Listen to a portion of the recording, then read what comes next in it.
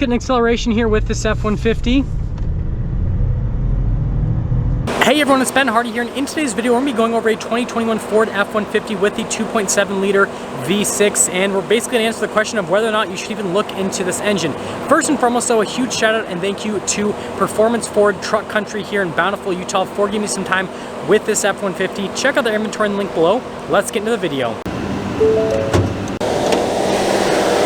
So under the hood we have a turbocharged 2.7 liter V6 that goes through a 10-speed automatic transmission. Fuel economy is 19 around town and then 24 on the highway, with power outputs being 325 horsepower and then 400 pound-feet of torque. Now let's go over the front end of the XL package. So first off, you still get the signature hood that comes along with the new F-150s. We've got the halogen bulbs just down below, and notice how they do the silver trim right here instead of LEDs like you get in the higher up packages. Still looks really good. Fog lights down below. We've got the chrome bumper here with the tow hooks there at the very bottom, and then notice how the Ford grille itself is kind of like darker with a traditional Ford logo in the center. And other than that, there's your front end. Now coming on the side here, we've got two 65mm tires wrapped around 17-inch wheels in the front and over in the rear. And then they've kind of gone for like a basic design overall for the wheel itself, but it actually looks really good. And then here's kind of a quick look at the front suspension with the truck. Notice we've got our F-150 XL kind of like logo area right there. And then here's a quick look at the mirrors. Notice that the door handle right there does match the mirror. And then this one is a super cab, so you guys will be able to see what that looks like in the back for the first time here on the channel. There's kind of your full side view. And then last but not least, we will pop here in the back so you guys can see everything here for the rear setup with the leaf springs, all that fun stuff. And then, well, it's a 4x4, so you got the 4x4 sticker, and then also there's your tread pattern there on the tires. Now popping here into the bed, we have a payload capacity of 1,728 pounds, and then you can get a liner from the factory. This one doesn't have that option added to it. It's really easy to add after the fact. And then you guys can see everything else with the bed itself, and then the cargo light there at the top. And then lifting up the tailgate, it's actually pretty light because this one doesn't have the Ford bed step option, and wait for it. That's all for that. Now wrapping things up in the rear, notice that we have the entry-level taillights, which I still think look really good here with the truck. Parking sensors here along the bumper. Got the receiver hitch down at the bottom. And then if you guys are running, the max towing capacity with the 2.7 is about 10,000 pounds. Got your EcoBoost badge over there on the other side, and that's all.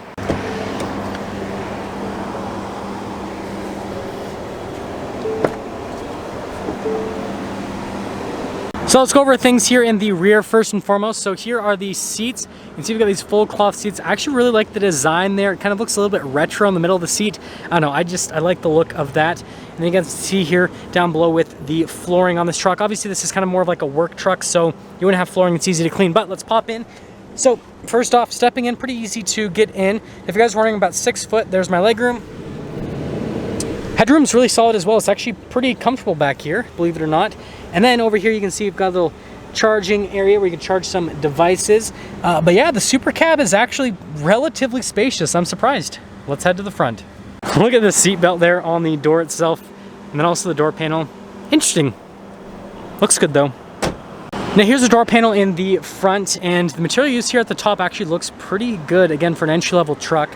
Got the window controls right here with the mirror adjustments, and then notice you've got the door lock and unlock, and the mirrors are heated, and they have that little convex mirror too, which is nice.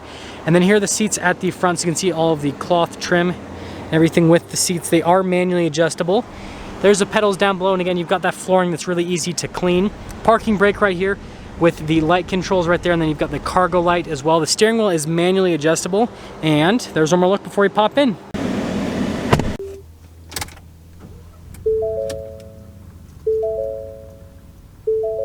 Here is our steering wheel. So material use around the steering wheel is actually pretty basic, but notice that we have this nice contrasted trim right here. We've got all the controls there for the center stack, as well as the phone controls and the stuff for the radio, and then volume and voice command, and then cruise control on the other side.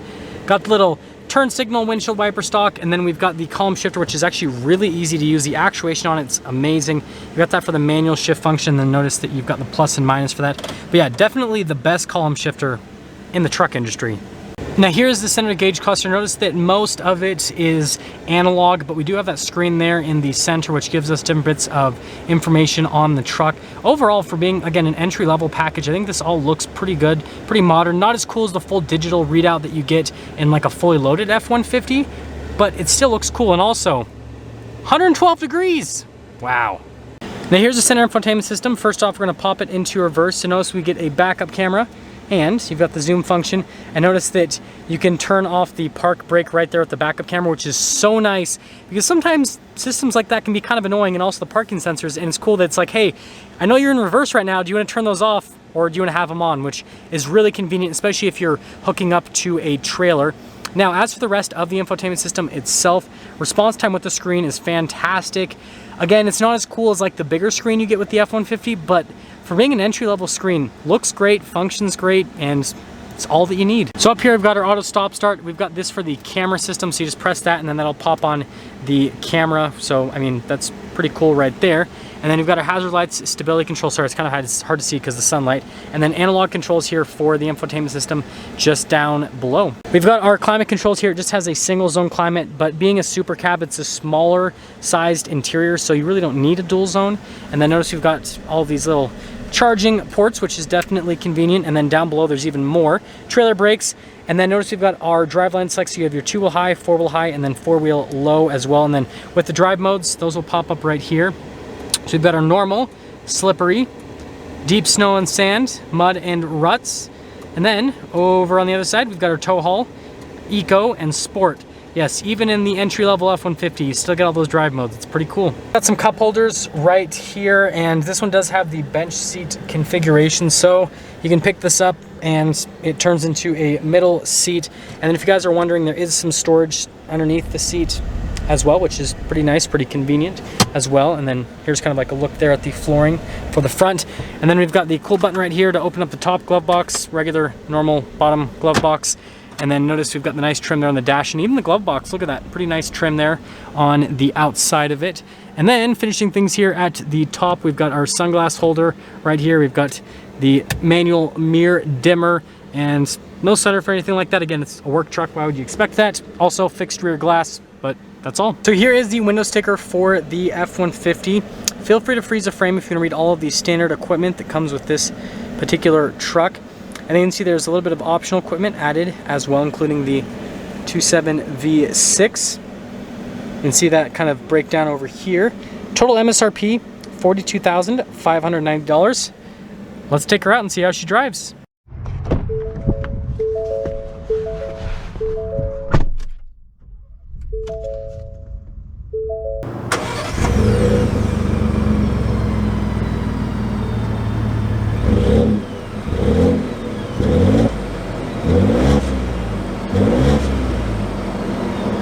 Let's talk about visibility before we set off here in the Super Cab. There's your visibility over the hood, both of the mirrors, and then here's throughout the rest of the rear. So visibility is actually pretty good. Usually it's a little bit worse in these kind of, I know it's like a smaller cab, but sometimes the rear windows are kind of small, but it's actually really good in this. But anyways, let's set off. We are setting off here in this 2021 F-150. Again, XL with the 2.7 Super Cab configuration. First off, let's talk about the road noise and ride quality. From a road noise perspective, just like the higher up packages with the F-150, the cabin's actually really well insulated. Gives you a nice kind of like luxury vehicle feel from an insulation perspective. And then from a ride quality perspective, it's exceptionally smooth.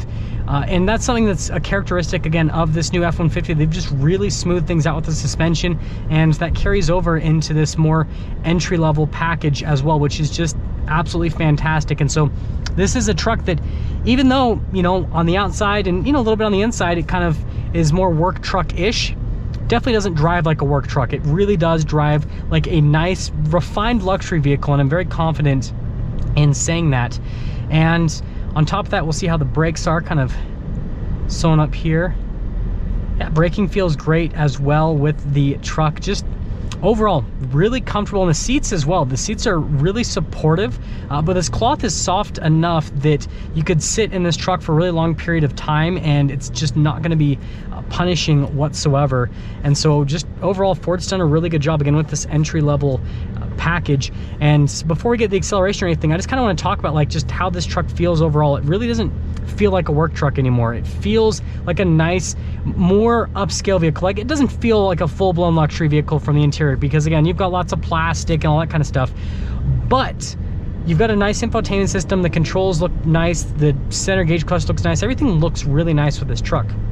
Now, going to the engine and transmission, this 2.7 is really good. You guys got to remember, we're at about 4,500 feet elevation here, roughly, give or take a few hundred feet. And torque is great. You guys heard the power figure, 400 pound-feet of torque.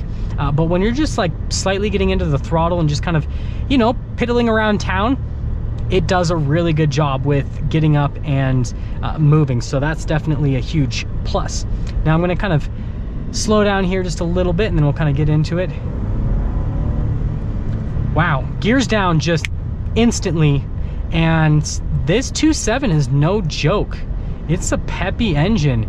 It's definitely stronger than what you would think. Considering the power figures, considering the size of the engine, it definitely punches well above its weight. Let's get an acceleration here with this F-150.